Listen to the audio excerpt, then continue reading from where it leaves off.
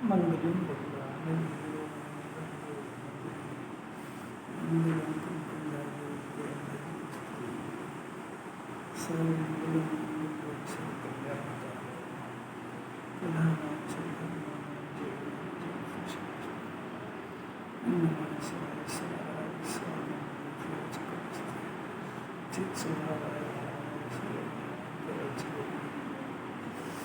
पढ़ो SMS को SMS नहीं कोई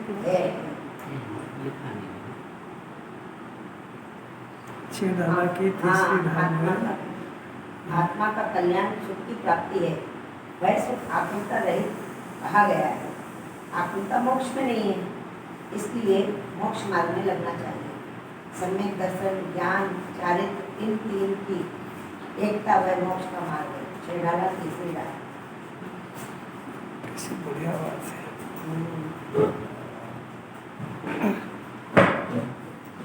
अपन सब कहते हैं ना, हम तो आत्मा का कल्याण करना है, करो। होता क्या कल्याण ये पता नहीं है, पता नहीं। आत्मा का कल्याण करना है, और क्या कैसा होता है? देखो इसमें लिखा आत्मा का कल्याण यानी सुख की प्राप्ति। इसको सुख की प्राप्ति। तो आत्मा का कल्याण करना भाव समझता नहीं कुछ। हम तो आत्मा का कल्याण करना है, क्या होता क्या है बोलो तो सही, करोगे कैसा? आत्मा का कल्याण मैंने मेरे को सुख की प्राप्ति करना है, बोलो तो सही ढंग से। और सुख की प्राप्ति करनी, वो सुख कहाँ है? देखो प्रश्न देखो, सुख की प्राप्ति कहाँ है? कि वो सुख आकुलता रहित है। और सुख की परिभाषा और दुख की परिभाषा जिनवाणी में आकुलता ये दुख है, मेरा आकुलता है सुख है। अब ये समझता है कि मेरा पेट दुख रहा है, ये दुख है। घर में प्रतिकूलता है, ये दुख है। जिनवाणी के लिए दुखी नहीं। संजय जी आपको दुख है कि नहीं? बताओ किस किस बात का है? काम करने वाले लड़के नहीं आते, घर पे बहू काम करने वाले नहीं आते, तबीयत ठीक नहीं रहती, ये दुख है ही नहीं। ये क्यों हुआ है, वे कैसे दूर होगा, उसमें जो आकुलता होती है उसका नाम दुख है। एक बार दुख की परिभाषा को समझ लो। पेट दुखना ये दुख नहीं है।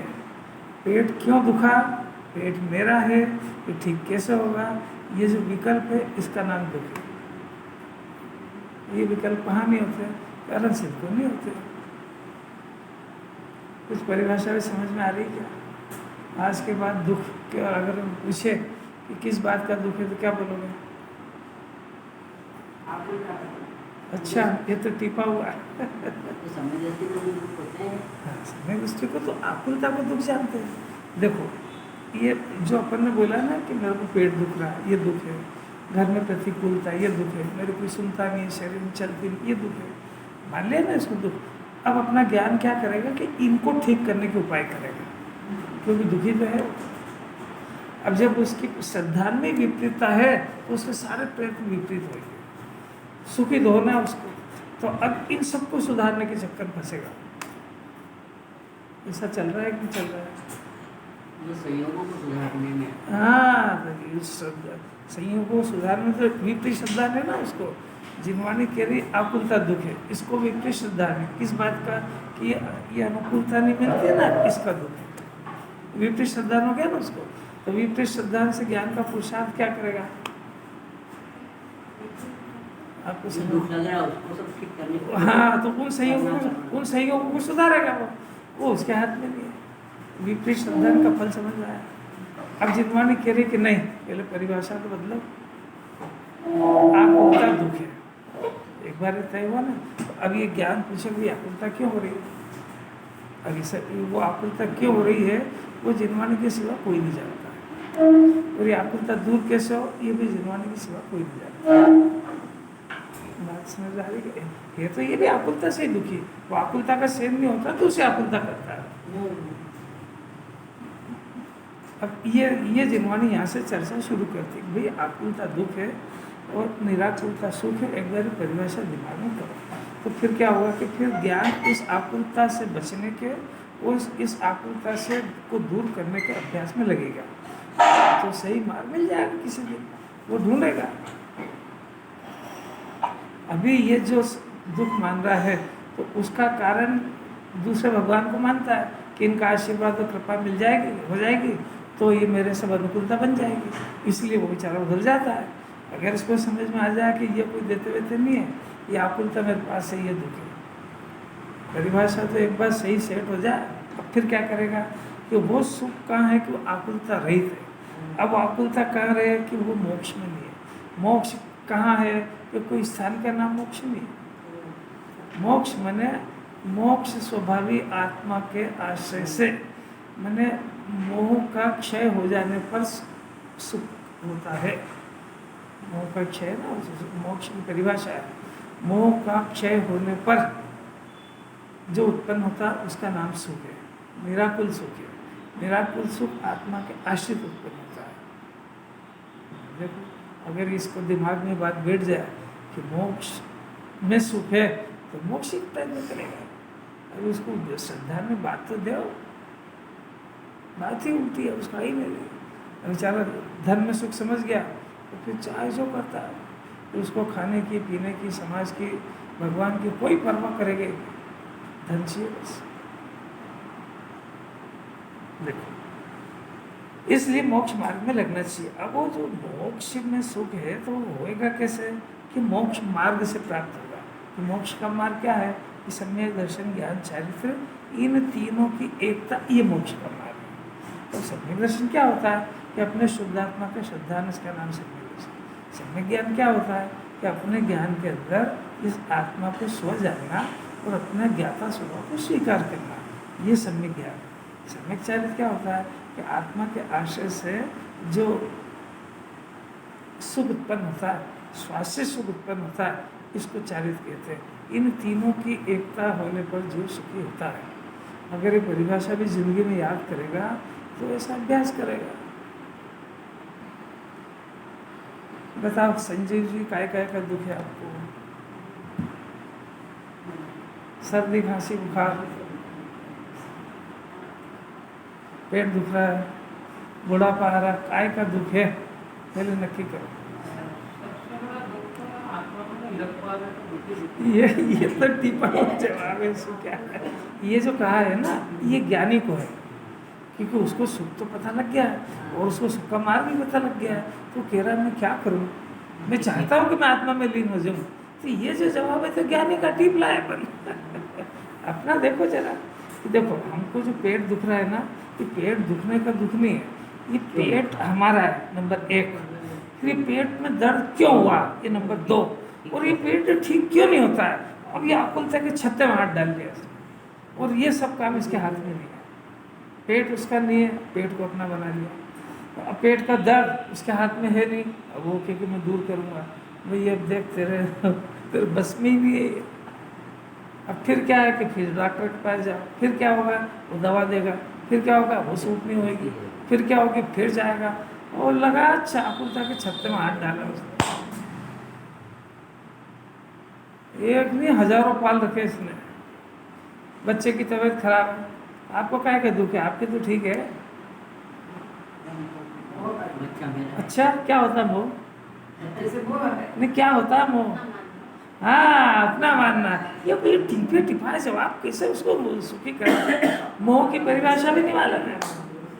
अरे बच्चे को अपना मानना, उससे एकत्व बुद्धि, उसकी कर्ता बुद्धि, और उसको ठीक रहना चाहिए, इससे सुख बुद्धि, इसलिए दुखी है। ये मोह कहने से कुछ थोड़ी होता है, आप एकत्व बुद्धि तोड़ो उससे। अब कहना तो कितना आसान है, मोह से दुखी है, आपने मोह को तोड़ने का प्रयत्न करा क्या? तो आपको पता लग गया ना कि मोह से दुखी है, तो आपने दूर करने का क्या क्या प्रयत्न करा, ये बताओ। हाँ उसी का नाम मोह है, मोह उसी का नाम। मोह में 3 चीजें हैं, परद्रव्य को अपना मानना, परद्रव्य की एकत्व बुद्धि, परद्रव्य की कर्ता बुद्धि, पर की सुख बुद्धि, पर की भोक्ता बुद्धि। पर में एकत्व, ममत्व, कर्ता, भोक्ता, इन सबका नाम मोह है। देखो टीपे टिपिया जवाब से मोक्ष मार्ग शुरू नहीं होता है। अपने को सुनते सुनते हो गया ना मोह से जीव दुखी है, तभी बता मोह को दूर करने का आपने अभी तक प्रयत्न क्या करा है? ये सब जिनवाणी सुनी है, वो तो मोह को दूर करने का इलाज ही नहीं है। बोलो कितना जवाब सही है आपका? नहीं है ना? क्या वो इतनी पढ़ाई का सुना दो भगवान को, मैं मोह से दुखी हूँ, होता रहे, हम क्या करें? बहुत अद्भुत बात है। देखो श्लोक नंबर 138 का भावार्थ है, बहुत ही सुंदर दृष्टांत है। जैसे कोई महान पुरुष, उदाहरण भी इतना बढ़िया लिया, महान पुरुष का लिया, हल्के फुल्के का नहीं लिया। महान पुरुष मद्य पीकर मलिन स्थान पर सो रहा, कोई हो गया, उसने है तो बड़ा, और उसने कोई नशाकारक चीज़ पी ली। अब क्या हो गया, उसको आकर के कोई जगाए और संबोधित करे कि देख देख, ये तेरे सोने का स्थान थोड़ी है, तू यहाँ कहाँ पड़ा हुआ है, सोने का स्थान नहीं, तेरा स्थान तो शुद्ध स्वर्णमय धातु से निर्मित है, और तू सोने के महल में सोने वाला, तू यहाँ पे ये कहाँ पड़ा हुआ है, तो स्वर्णमय धातु से निर्मित है, अन्य कुधातु के मिश्रण से रहित शुद्ध है। तेरा जो महल है वो किसी दूसरी धातुओं से मिला हुआ नहीं है, इसलिए शुद्ध है और अति सुदृढ़ है। अब क्या करें, पहले तो उसका एड्रेस बताया। अब मैं तुझे जो बतलाता हूँ वहाँ आ जा और वहाँ शयन करके आनंदित हो। कितना बढ़िया उदाहरण है, आनंदित हो। अब इसी प्रकार, अब ये तो हुआ दृष्टांत, अब सिद्धांत दे दिया। अब देंगे इसके अंदर क्या कहना आचार्य को, ये समझाते। इसलिए ये प्राणी अनादि संसार से लेकर रागादि को भला जानकर इसका नाम मोह है। आया समझ? अच्छा बताओ कि ये अपने को संगी पंचेंद्री को तो मोह कह दिया, पंकज जी सोच के बताओ, एक इंद्री, दो इंद्री, तीन इंद्री, चार इंद्री, पंचेंद्री, असंगी, इनको कौन से मोह का दुख है? तो इसका मतलब है ना कि वो पुत्र को और अपना मानने का मोह का नाम मोह नहीं कह रही जिनवाणी।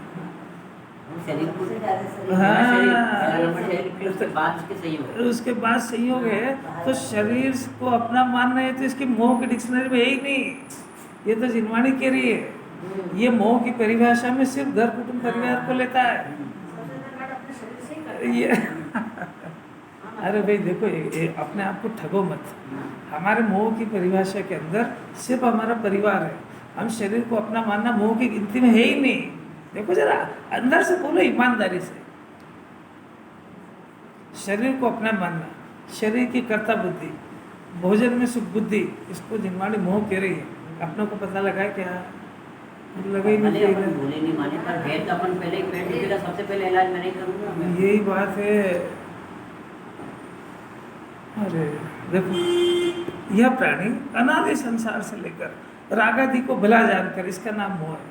रागादि होना ये मोह नहीं है, रागादि हुआ इसको भला जान लिया तो भला तो एक ही चीज होगी, या तो शुद्धात्मा भला होएगा या रागादि का परिणाम भला होएगा। भला मने उपादेय, भला मने करने योग्य, भला मने छाती से लगाने योग्य। क्या चीज है? शुद्धात्मा के रागादि का परिणाम। अब ये बात हो गई ना, है तो शुद्ध आत्मा परंतु रागादि से एक में हो रहा है, इसलिए न आत्मा का स्वरूप जान रहा है और न रागादि का जान रहा है। राग को छाती से इसलिए लगाया कि राग को अपना स्वभाव जान रहा है, और जिनवाणी कह रही है आत्मा ज्ञानमय, जानना इसका स्वभाव है, राग करना इसका स्वभाव नहीं है। अभी कैसे समझ में आ रही है बात? ये बता रहे हैं संसार से लेकर रागादि को भला जानता है। किस तरह का रागादि? पहले रागादि का परिभाषा क्या है? और ये से देख के जो भी विकल्प हुआ उसका नाम राग। उस जो विकल्प हुआ वो पाप और पुण्य का भेद छोड़ दो। 25 तरह की कषाय उसमें गर्भित है। क्रोध हो गया, मान हो गया, माया हो गई, लोभ हो गया, जो भी परिणाम है उसका नाम राग आदि। राग आदि में सब खाली राग एक, राग का अपने शब्दों में ले लो इच्छा।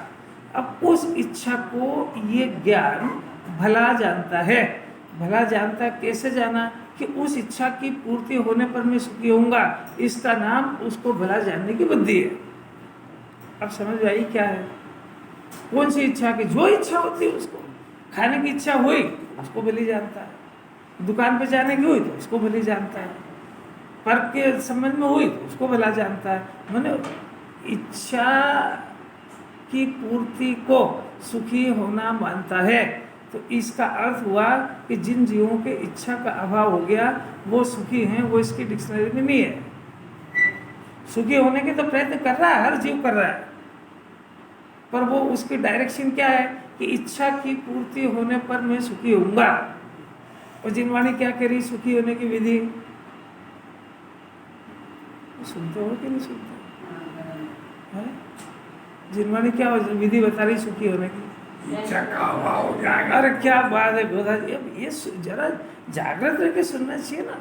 अरे भगवान सुखी होने की परिभाषा ये दे रहे हैं कि इच्छा का अभाव होने पर जीव सुखी होता है।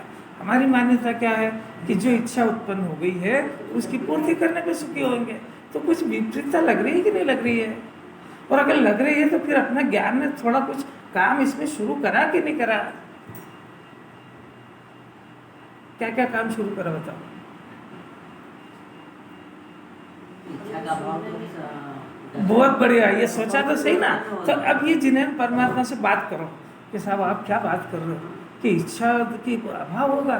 तो मैंने भी जिनवाणी पढ़ी है तो मेरे को ऐसा पता लगा कि इच्छा का अभाव तो 12वें गुण स्थान में होता है। तो आप तो मेरे को अभी से इच्छा का अभाव की बात करें कि हाँ यही तो समझा रहे हैं तेरे को कि इच्छा के अभाव के लिए सबसे पहले इच्छा से भेद ज्ञान करना पड़ता है, क्योंकि तू इच्छा को अनादि से अपना मान रहा है, इच्छा की पूर्ति करना मान रहा है। तो मैंने तूने उससे एकत्व कर रखा है। तो उसका पहला सोपान ये है कि ज्ञान और राग का भेद ज्ञान करो। ज्ञान और राग का भेद ज्ञान करो मैंने अपने ज्ञान के अंदर ऐसा श्रद्धान करो कि ये इच्छा नष्ट करने योग्य है, पूर्ति करने योग्य नहीं है, ऐसा पहले श्रद्धान करो। ये उस इच्छा के अभाव का पहला सोपान है। अब बात तो करो आनंद भगवान से। खाली पढ़, वो जो कहते हैं वो सुनते ही नहीं है, उसको याद करके सुखी होना चाहता है। अब देखो पूछा तो प्रश्न उत्तर आया ना, साहब देखो क्या आपने कीजिए इच्छा का अभाव होता है। तो मैंने भी आपकी जिनवाणी पढ़ी है, इच्छा का अभाव तो 12वें गुण स्थान में होता है, मुनिराज की इच्छा होती है। तो फिर वो कैसे होएगा? ऐसा पूछो जरा आचार्य से, तो कहेंगे कि भाई इच्छा का अभाव वो तो 12वें में होता है, पर वो इच्छा से पहले भेद ज्ञान का नाम सम्यक दर्शन ज्ञान है, सत्य श्रद्धान है। अभी हमको श्रद्धान विपरीत है। इच्छा की पूर्ति से सुखी होंगे ये संसार का श्रद्धान है, वो इच्छा के अभाव से सुखी होंगे ये मोक्ष का श्रद्धान है, ये तत्व का सही श्रद्धान है। तो ये इच्छा में जो अपना इच्छा की पूर्ति में जो अपना बल जा रहा है, वीर जा रहा है, ये संसार को बढ़ा रहा है। तो इच्छा के से पहले भेद ज्ञान करो, इच्छा का स्वरूप भी जानो और ज्ञान का स्वरूप भी जानो। और मेरे आत्मा के अंदर इच्छाओं का अभाव है, कुछ समझ में आ रहा है क्या? अपना चिंतन वो जो जिनवाणी करी उसका मिलान करो तो इसको पता लगेगा कि पढ़ने से क्या होएगा। ऐसे कितने भी शास्त्र पढ़ लो, अंदर ज्ञान इच्छाओं से भेद ज्ञान कर रहा है कि पूर्ति में लगा हुआ है, पूर्ति में लगा हुआ है। दिन रात आत्मा का चिंतन और मृदु संभाषण में ये दिगंबर में आपका दिन रात किसका चिंतन है? दिन रात घर का पुत्र का चिंतन, मृदु संभाषण में मृदु का कर का संभाषण निकलेगा उसका। कुछ मुनिराज से विपरीतता भी समझ में नहीं आ रही है। मैंने मुनिराज से विपरीत काम करके सुखी होना चाहता है तो मुनिराज को चैलेंज है। अभी जिनवाणी सिर्फ श्रद्धान की बात कर रही है, चारित्र में तो कह ही नहीं रही। देखो फिर से पंकज जी ने प्रश्न किया तो जिनवाणी बिल्कुल नहीं कह रही कि आप अब भी हाल इच्छा का अभाव करो, बिल्कुल मत करो, आपके बस की ही नहीं है वो। पर इच्छा से भेद ज्ञान ये तो आपके बस का है कि इच्छा उत्पन्न हो रही है, ये मेरा स्वभाव नहीं है। इच्छा उत्पन्न हो रही है, इसकी पूर्ति करने से आज तक कोई भी जीव सुखी नहीं हुआ है और ये पूर्ति करना ये मेरा कर्तव्य नहीं है, भले ही वो करता हुआ दिखे। दो बात समझ गए? वो मेरा कर्तव्य नहीं है, उसके बाद जो इच्छा के प्रयत्न पूर्ति करने में लगा है उसको कमजोरी कहते हैं। वो उससे रहा नहीं जा रहा है स्वभाव में, तो वो एक औषधि के रूप में वो प्रयत्न कर रहा है, पर उसके श्रद्धा में बिल्कुल ऐसा नहीं है। अगर वो आत्मा में लीन हो जाए, मैंने शुद्धात्मा से वो अपना स्व जान में लीन हो जाए, तो एक भी इच्छा की पूर्ति के लिए नहीं जाएगा। तो ये नहीं हो रहा है, इसलिए वो मजबूरी में इच्छा की पूर्ति करने के प्रयत्न में लगा दिखता है। चाहता तो यही है कि ना तो इच्छा की पूर्ति हो, और क्या काम है, इस चेतन स्वभावी आत्मा, इसको परद्रव्य की जरूरत ही नहीं है, तो उसे जो परद्रव्य की आवश्यकता नहीं है, वो चेतन इधर है, तो ये बीच में इच्छा का क्या काम है? नहीं, दो बात समझ में नहीं। इधर तो लोकालोक है, इधर अपना शुद्धात्मा, और इनके बीच में एक इच्छा नाम का तत्व है जिसको आश्रव कहते हैं।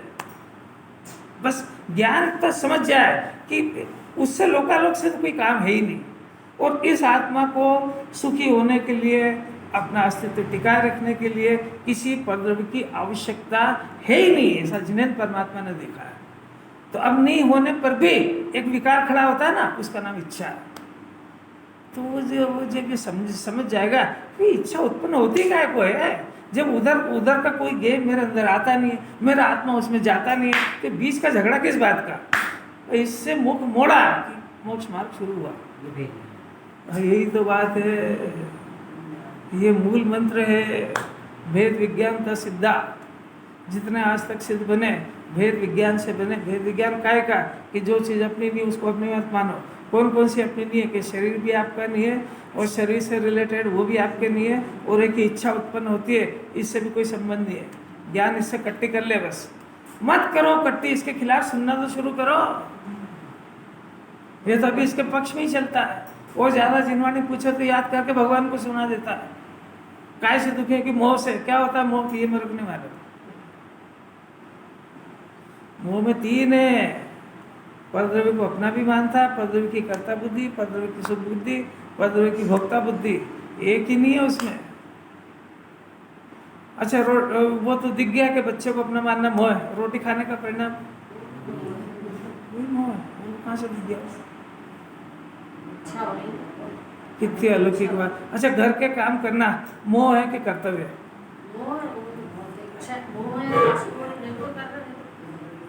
क्या कह रहे हो भूपेश जी? अब जो मोह है, जिसका जिनवाणी नाश कराना चाहती, उसको इसने कर्तव्य मान लिया। तो कर्तव्य मान लिया तो श्रद्धा ज्ञान उल्टा हो गया कि नहीं हो गया? तो भाई विपरीत श्रद्धा ज्ञान चल रहा है, वो भी तो सीखो, देखो तो सही। विपरीतता का ज्ञान नहीं होगा, दूर कैसे करेगा ये? देखो, उनको स्वभाव मानकर देखो। नंबर 1 गलती क्या करी? संसारी जीव का चिन्ह। नंबर 1 राग आदि को भला जानेगा। नंबर 2 उन्हीं को अपना स्वभाव मानकर, यानी 25 कषाय को अपना स्वभाव मानता है, मानकर फिर क्या करेगा? निश्चिंत हो जाएगा। फिर क्या करेगा? बेफिक्री से सोएगा। ऐसे जीव को आचार्य संबोधित कर रहे हैं। अपनी दशा है कि नहीं? वो आचार्य संबोधन कर रहे हैं, इससे कोई बड़ी बात नहीं हो सकती। एक प्रश्न का उत्तर सोच करके दो। एक राजकुमार, अपना परिचित मैंने अपन पहचानते, जैसे नरेंद्र मोदी, अपना कोई सब वास्ता तो है नहीं, पर उसको पेपर में और इससे उससे जान पहचान तो लिया ना, नरेंद्र मोदी है। ऐसा उसका पुत्र हो, राजकुमार हो, और अपन पहचानते कि ये, अब वो अपने घर पे भीख मांगने के लिए आया, भिक्षा मांगने के लिए आया। दिमाग खराब हो गया उसका, कुछ भी हो गया उसका, याददाश्त चली गई, दिमाग खराब हो गया, घर से भटक गया, भूल गया। और अपन ने सुबह दरवाज़ा खोला तो अपने पास मांगने लगा कि साहब 3 दिन से भूखा हूँ, मेरे को चाय पिला दो, पैसे दे दो, मेरे कपड़े बदल दो, रोटी खिला दो मेरे को। ऐसा उसने अपने को कहा। अपन ने पहचान लिया कि तो नरेंद्र मोदी का लड़का है, पुत्र है। अब प्रश्न है कि अपने को उसको चाय, रोटी, कपड़ा और मकान देना चाहिए कि नहीं? आपके जो वो परिणाम है, दया के परिणाम, उसका क्या होगा? आपको इतनी दया नहीं है कि वो भूखा है तो सबसे पहले उसको दया दे के उसको गाड़ी में बिठा के छोड़िया उसके घर? बोलो बोलो बोलो। पहले मैंने दे दिया ना, इसलिए टिपा हुआ जवाब तो बिल्कुल सही है। आचार्य यही कह रहे हैं कि यदि तुमने उसको कोई चीज़ दे दी तो तुमने उसको राजकुमार नहीं बनाया, भिखारी बना दिया। बात समझ में आई क्या? अगर तुमने उसको कोई चीज़ दे दी जो उसको आवश्यकता लग रही है, उसको रोटी कपड़ा जो भी कुछ संपन्न थे दे दिया, और मानवीयता से दिया, करुणा से दिया, आपने ये दे दिया, दे तो दिया, कोई बात नहीं, ये पुण्य का परिणाम, इसमें कोई दिक्कत नहीं है।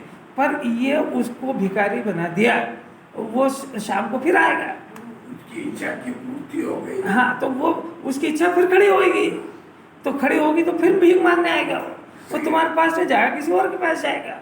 मैंने उसको उसका स्थायी हल तो तुमने नहीं करा ना। ये वीतरागी दिगंबर मुनिराज स्थायी हल करते हैं। उन्होंने देखा कि ये मेरे जैसा राजकुमार है। देखो फिर से देखना इस दृष्टांत को, महान पुरुष, ये अपन महान पुरुष है, मद्य पीकर यानी मोह की शराब पीकर, और ये घर कुटुंब परिवार में आकर पड़े हुए।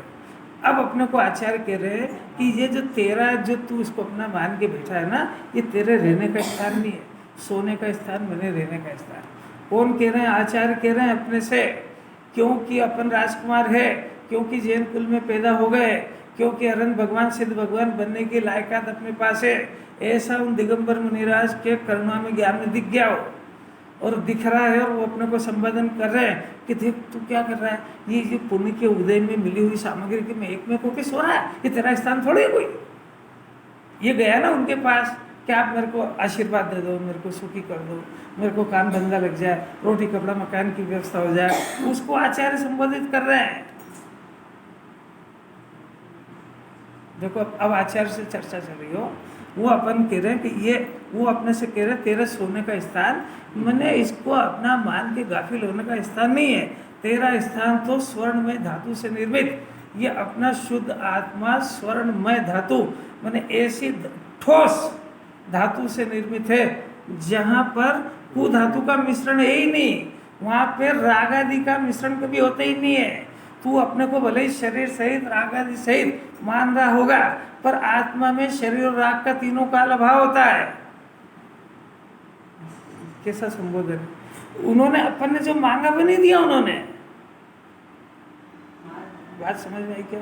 हमने तो मांगा उनसे कि भैया रोटी कपड़ा मकान दे दो, उन्होंने कहा ये नहीं, ये तेरा मांगना तेरा स्वभाव ही नहीं है, चल तू तो राजकुमार है, चल अभी तेरे को राजमहल दिखाते हैं। देखो राजमहल दिखा रहे हैं अपने को भी, कहाँ है राजमहल? ये गजब हो गया, ये है और ये भूल गया, वो भूल गया ना, वो भूल गया, तो भूल गया जब भी तो बेचारा भीख मांग रहा है, तो ये बेचारा भूल गया जब भी तो सब परमेश्वर से भीख मांग रहा है। कैसे देवता मिले, ये अगर पूर्ति करने वाले मिल जाते ना तो दुनिया के अंदर सारे के सारे भिखारी हो जाते और ये वस्तु का स्वभाव बन जाता।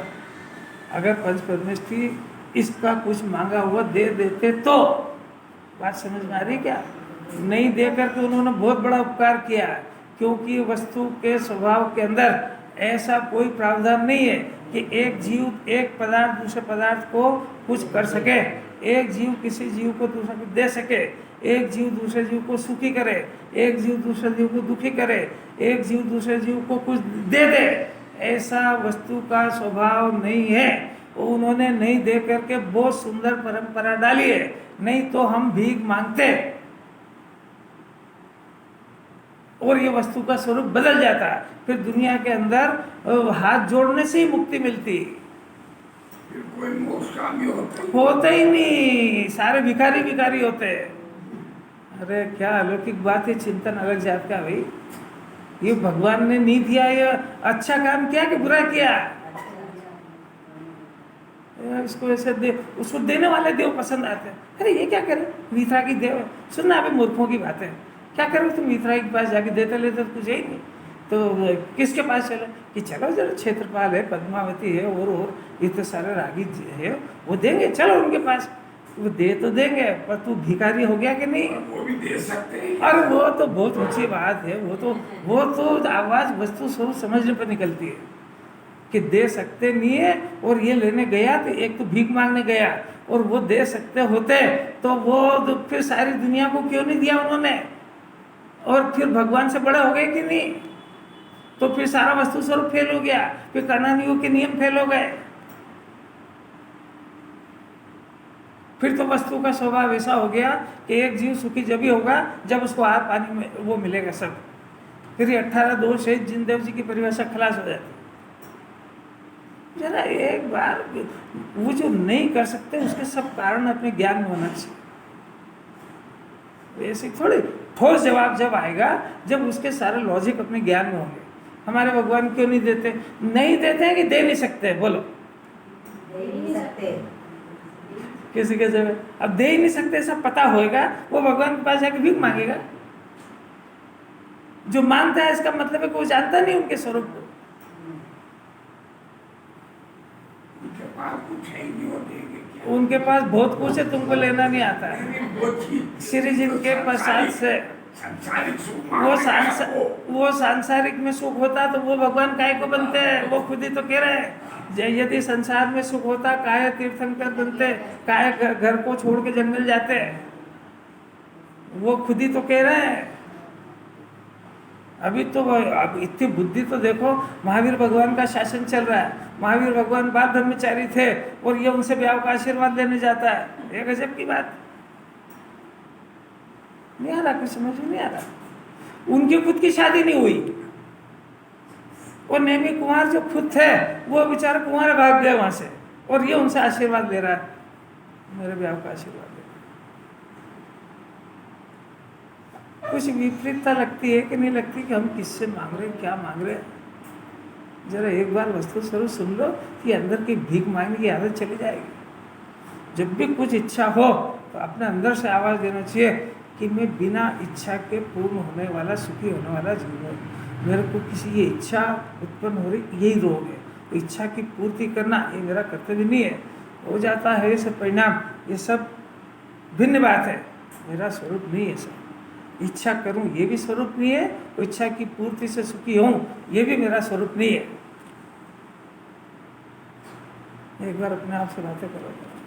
मैं उस देव का शिष्य हूँ जिन्होंने इच्छाओं का नाश कर दिया। तो जिन्होंने इच्छाओं का नाश कर दिया है उन्हें ये नहीं सिखाया कि इच्छाओं की पूर्ति करने के लिए जा। उन्हें ये सिखाया है कि तेरे अंदर इच्छा नाम का जो तत्व है उसका नाम विकार है। उसको हमारी भाषा में उसको आशय कहते हैं। समझ में आया कि नहीं आया कुछ? अब देखो आचार्य अपने को एड्रेस दे रहे हैं, एक तेरी जो अन्य धातु से रही शुद्ध अति सुदृढ़ है, इसलिए मैं तेरे को बताता हूँ वहाँ आ जा। कहाँ आ जा? मैंने अपने द्रव्य स्वभाव में आ जा और वहाँ शयन करके आनंदित हो। कैसा गजब है। अगर मुनिराज अपने को कुछ भीख दे देते तो ये उपदेश कौन देता? अगर मुनिराज महाव्रत के धारी इसको अगर ब्याह शादी का आशीर्वाद देंगे तो इसको जब मुनि बनने की भावना होगी तो ये प्रतिज्ञा लेने कौन से देव के पास जाएगा? कोई बात नहीं आ रही समझ। जिन्हें भगवान के आशीर्वाद से मकान अच्छा बनेगा, 10 करोड़ का बंगला, वो सबसे पहले उनको ले जाएंगे घर पर।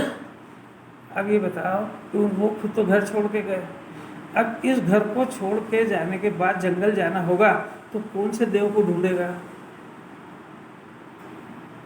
ये प्रश्न भी समझ में आ रहा है कि चेहरे पे कुछ भी वो नहीं होती ना एक्शन, तो समझ भी नहीं आता कि सुनता भी है कि बेरा है। चेहरे पे कोई प्रतिक्रिया होती है ना। अरे वितरागी से तो मकान मांग लिया इसने। ये समझ ही नहीं पाया कि उनके आशीर्वाद से मकान बनते नहीं है, उनके आशीर्वाद से और उनके निमित्त में मकान छूटते हैं। अरे अलौकिक बात है। देखो इसी प्रकार के प्राणी, अब आई अपनी बात, अनादि संसार से लेकर अब ये देखो राग आदि को भला जानकर उन्हीं को अपना स्वभाव मानकर, कितनी बड़ी गलती है। राग विभाव है कि स्वभाव? जिनवाणी के कहने से कि अपने को लगने लगा है, अपने को कौन इतने एक्सरसाइज करे? मकान को, शरीर को अपना मानने का परिणाम होता है कि नहीं? बोलो होता है? किस किस को विभाव लगता है? बोलो। अच्छा कभी कभी बोलता है, लगता तो हमेशा उल्टा है। कैसे कैसे की बात है? ये तो ऐसा है कि है तो बुढ़ा बुढ़ाया बदमाश, जब उसकी सुताई होती है, धुलाई होती है तो ये कहता है कि अब नहीं करूँगा। पर जरा सी पिटाई बंद हो फिर तो इसको कभी और कभी कहते हैं क्या? उसकी तो नीयत में खोट है। अरे अभी जिनवाणी कह रही सुनना तो सीखो। जिनवाणी कह रही है कि शरीर को अपना मानना ये विभाव है। अच्छा, ये विभाव क्यों है ये बताओ। स्वभाव से विपरीत है। आपको स्वभाव नहीं पता था, आपने कैसे जाना कि विपरीत है? है ना? है? आपको दुख लगता होता है तो बात करते, दुख लग ही नहीं रहा है ना।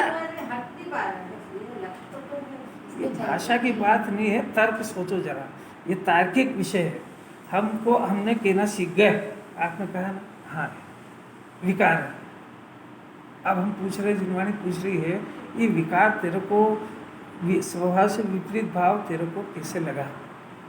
तूने हमारे कहने से मान लिया ना, तूने कोई परीक्षा नहीं करी, वो परीक्षा ही तो कराना चाहते हैं। बहुत बढ़िया, कुछ सोचो तो सही भाई। ये जो परिणाम हुआ ना, कौन सा मकान मेरा है, तो इसने मकान को अपना माना, मकान इसका बना क्या? नहीं बना ना, इसलिए ये परिणाम मेरा नहीं है, क्योंकि उल्टे धंधे करता है। गोदा जी समझ में आ रही की बात? रोटी खाने का परिणाम विभाव क्यों नहीं लग रहा है? नहीं लगेगा उसको। अब बोलना सीख जाए, उससे क्या होता है?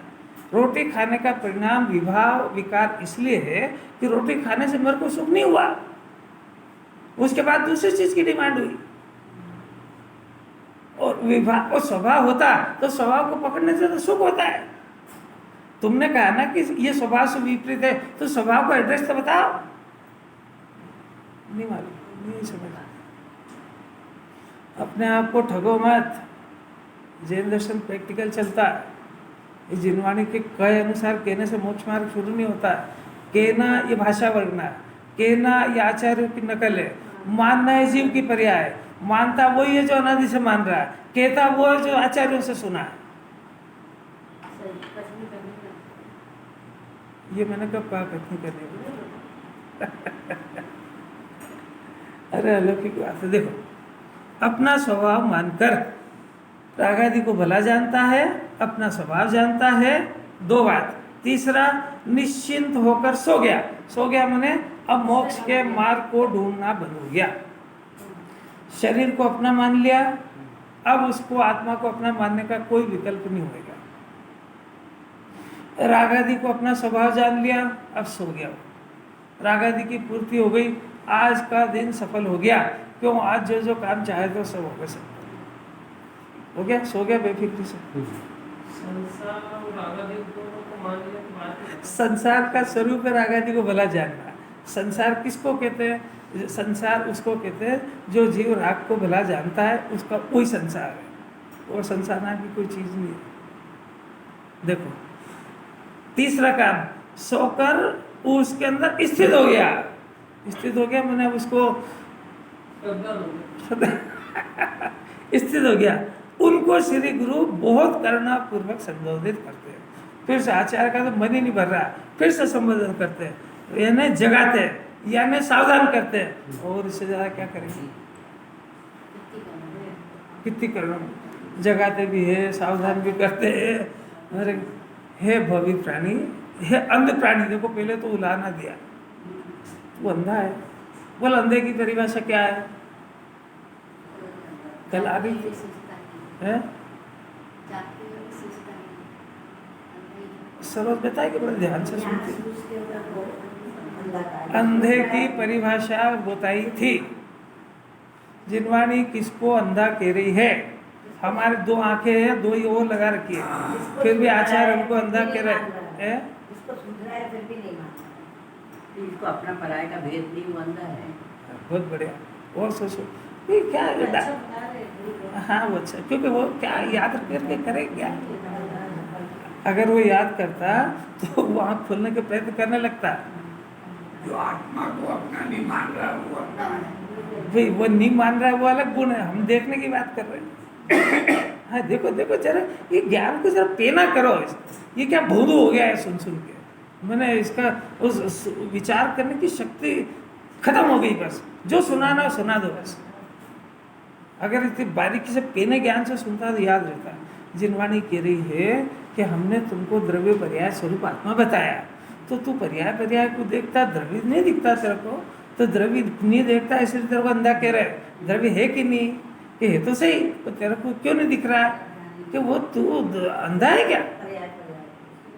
पर्याय में भी विकार को देखता है। ज्ञान भी पर्याय में हो रहा है, तो ज्ञान को नहीं देखता है, खाली विकार को देखता है। ज्ञान भी नहीं देखता है और आत्मा भी नहीं देखता है, इसलिए अंधा है क्या?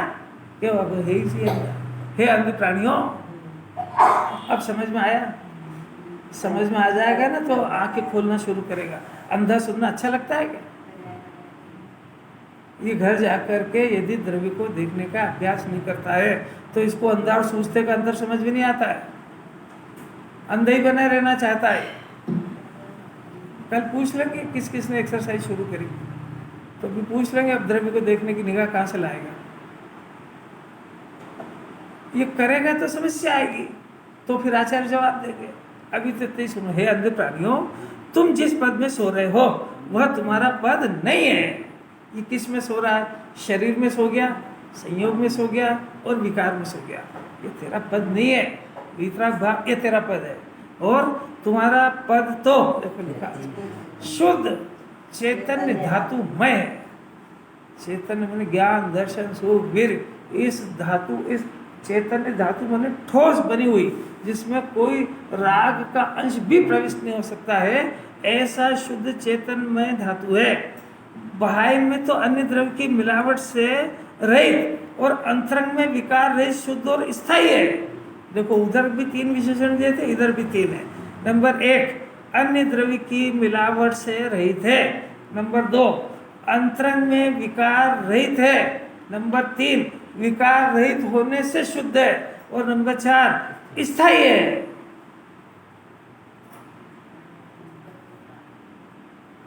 अब अपन लगाओ अपना शरीर स्थायी है क्या? स्थायी।